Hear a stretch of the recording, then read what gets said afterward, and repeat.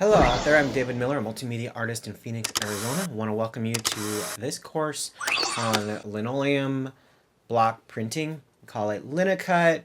It's a form of relief printing.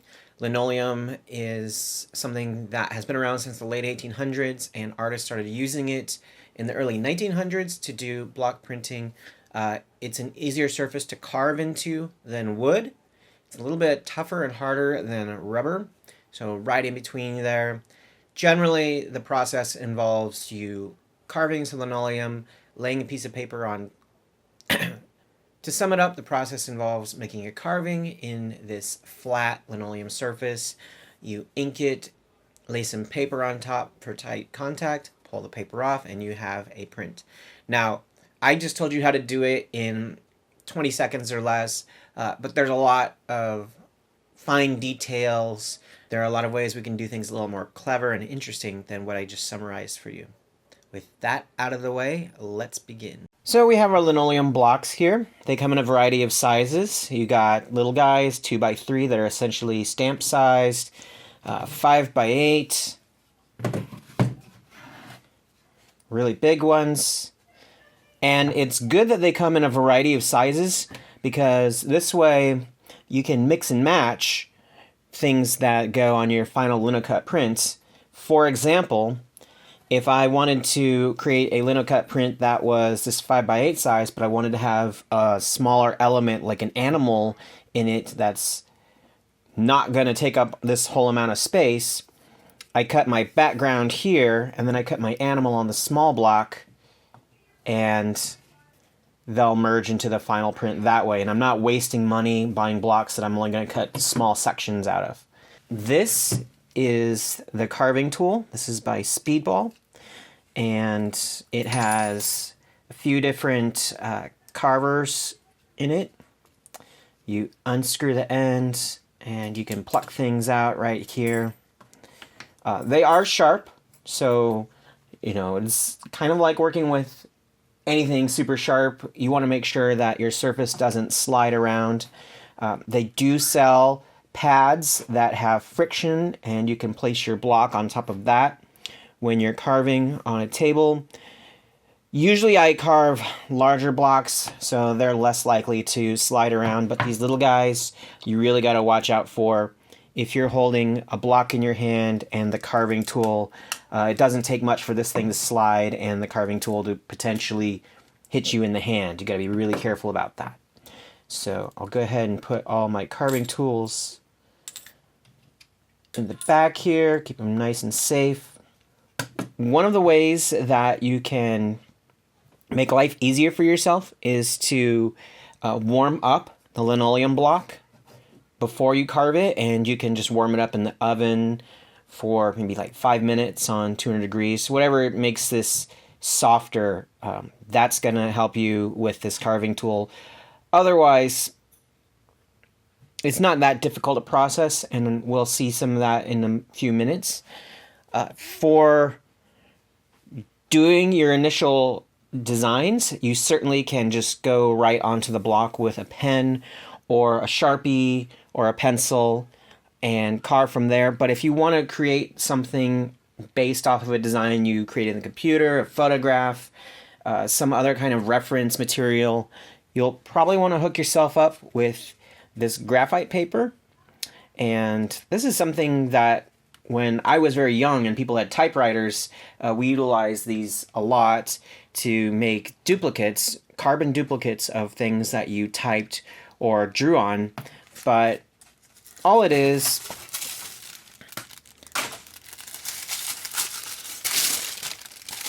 this thin material. You place it on top of your linoleum block. You take whatever you feel like transferring onto it. You can use a pen or any other kind of hard object. Draw directly on your paper.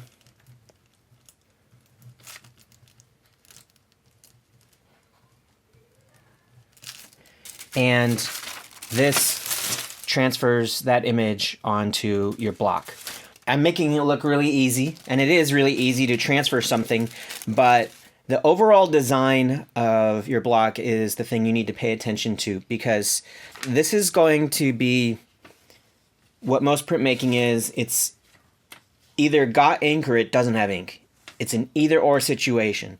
So you look at a photograph like this that I pulled from a magazine, and there's all kinds of colors, all kinds of tonalities. What is getting what color, you know?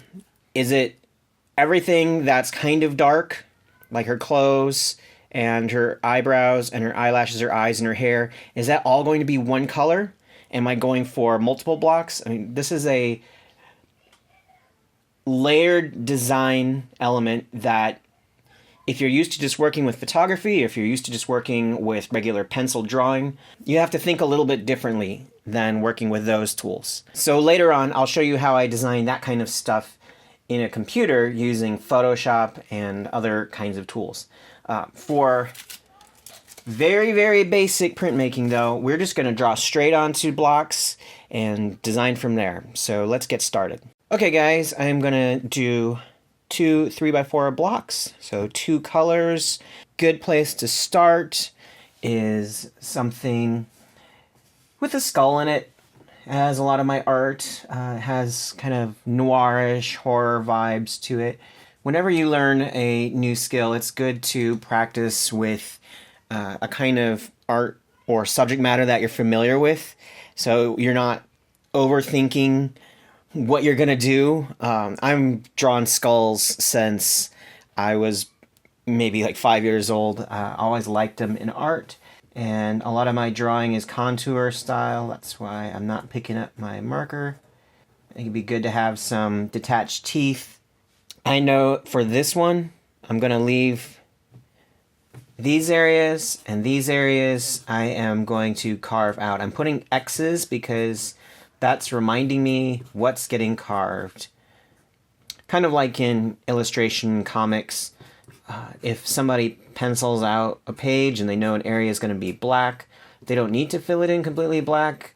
On the initial artwork, they just put X's, and that lets the colorist or the printer know that that is the area that has no color to it. Now that I have my first one, I can do the carving, and then I can stamp that onto my second one, and that will let me know where exactly this skull fits in reference to whatever I put on the second block.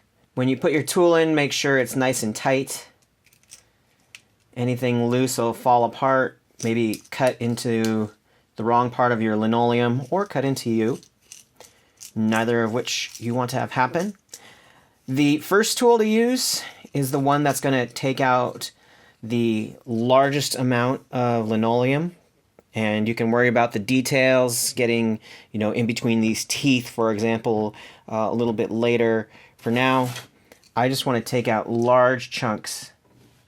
And you don't have to cut very deep, because ultimately you're going to roll this with ink, and it's only going to hit the uppermost surface. I don't need to cut all the way down to this corkboard material. As with anything you do with a sharp object, make sure that you're carving away from you, not towards your hand or towards your body. Also make sure when you're carving, say I have to go this direction, I've got a part that I don't want to carve there, so better to have it away from me, just in case I get overzealous and cut into something that I don't want to cut. Once you've taken care of the big stuff, you can switch to a smaller gouge on your cutting tool. This is going to get the details that are close to the lines I've drawn. Also, in certain sections where I've just drawn a line in, such as around his teeth, I'm going to gouge out those areas because, of course, just printing the block with my marker on is not going to actually place those details on the final piece. I need to make sure I get in there with the small gouge. So I have my preliminary carving of the skull, and I'm ready to print if this is the only thing I want to print. I tend to like to work in layers, and I am going to create another Linocut print that goes around the skull and has a little bit of texture to it, so there will be a contrast. It'll be a 2-color print. If you are going to do this yourself, There's a little bit of planning involved when you want to work with layers.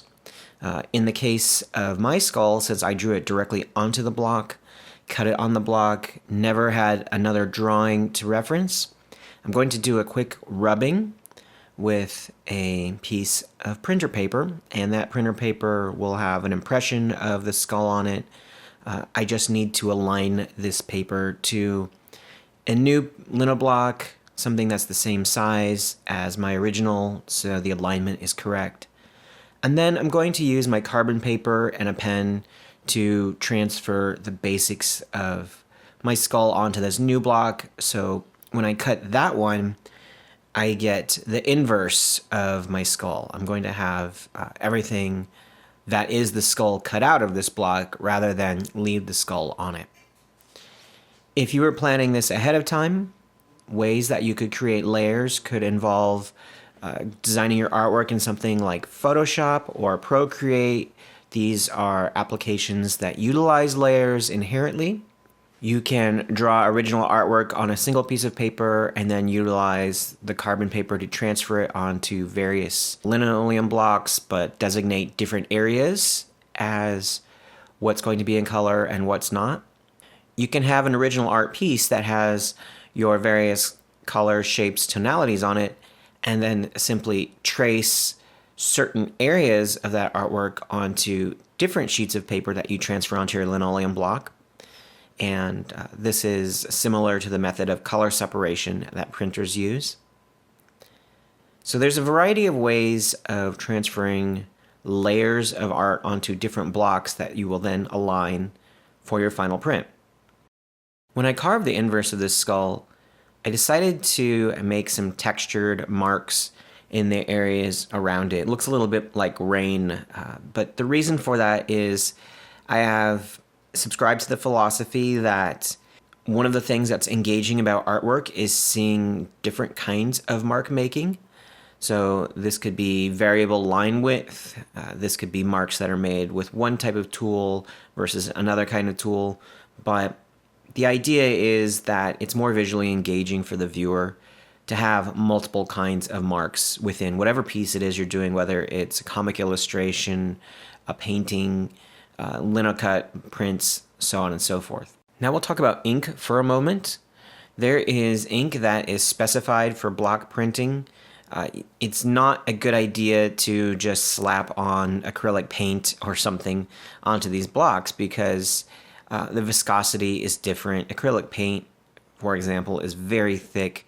If you try to use this process like you would a stamp with acrylic paint, you're just going to end up with big blotchy bits of paint all over the place. So I am utilizing block printing ink.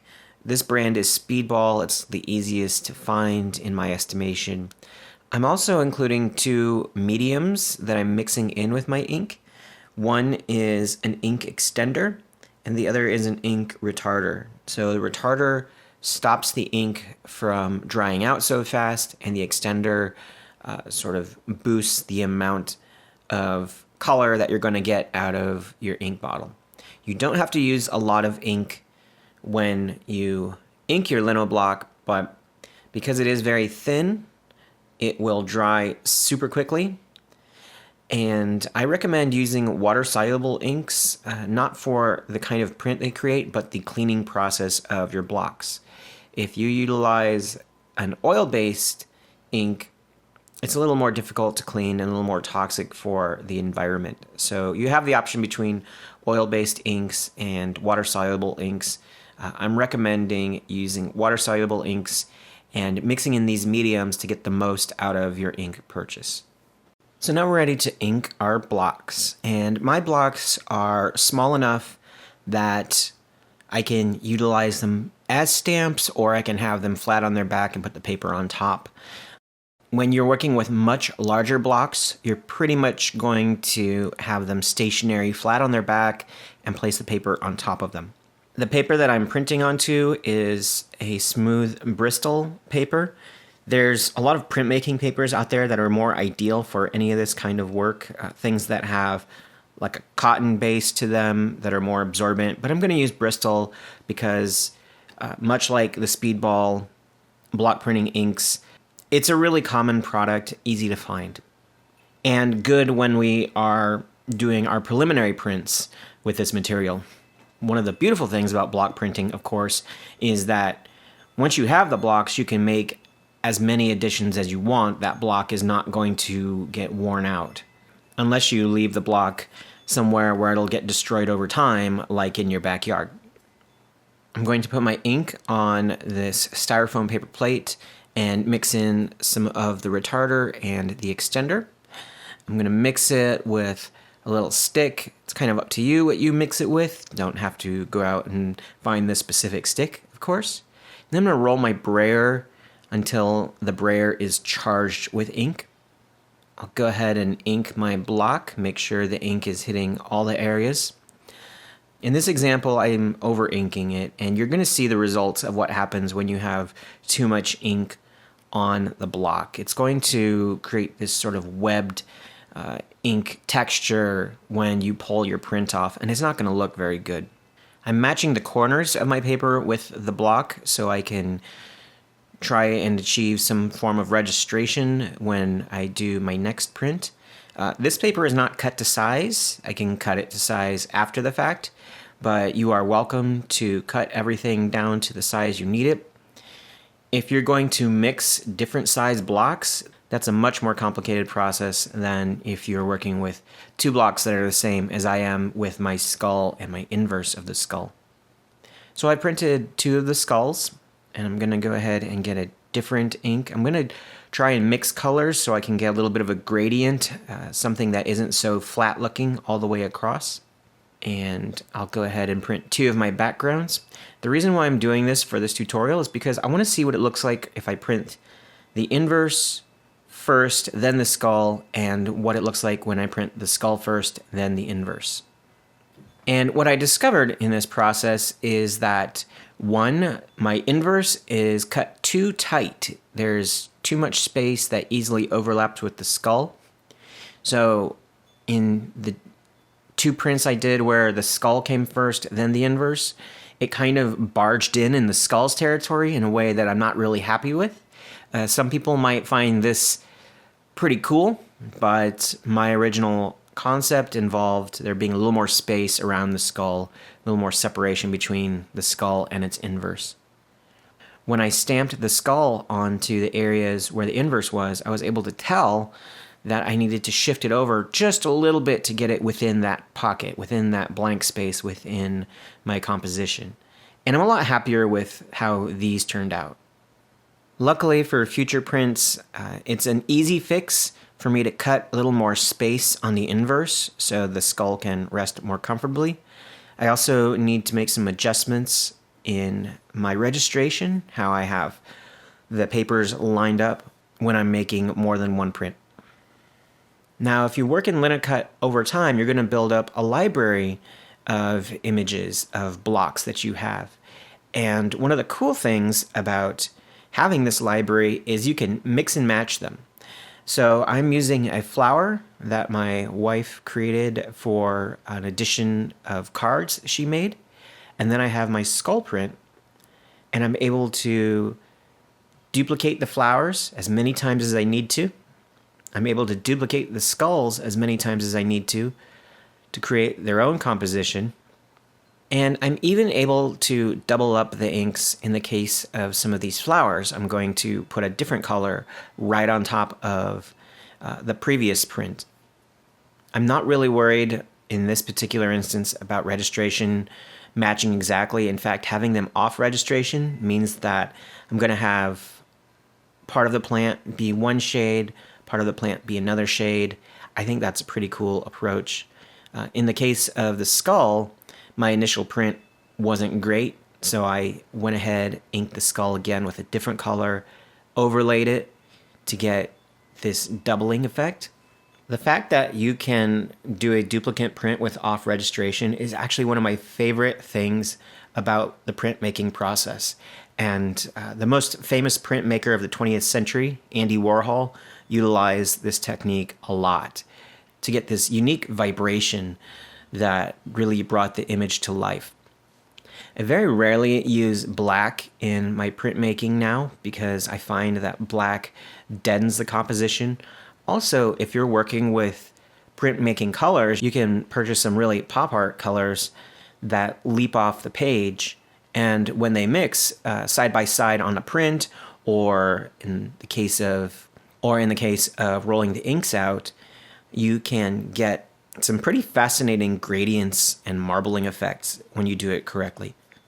Guys, thanks for sticking through the linoleum block printing course. This is a process that I find very meditative, very relaxing, and the only real dangerous part is watch yourself around those cutting tools. Once you have your block or your set of blocks, if you take care of these guys, you can print stuff 10 years from now just as well as you print them today.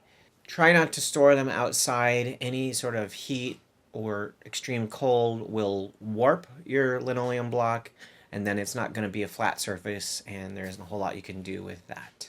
And consider if you made a bunch of little Linocut prints that were just elements that you used in a larger composition, maybe you could take those and remix them.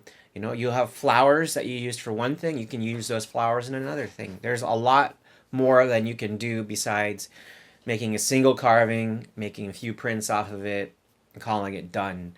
I think whenever you think big and you try to push yourself with new things, you're going to get new ideas on top of those new ideas, and that's how you end up making great work ultimately. Once again, thanks for your time. Check out the rest of my tutorials. Got a whole lot on visual art, the Adobe Creative Suite, sound editing, video editing, ways that you can progress as a creative human being. Talk to you next time.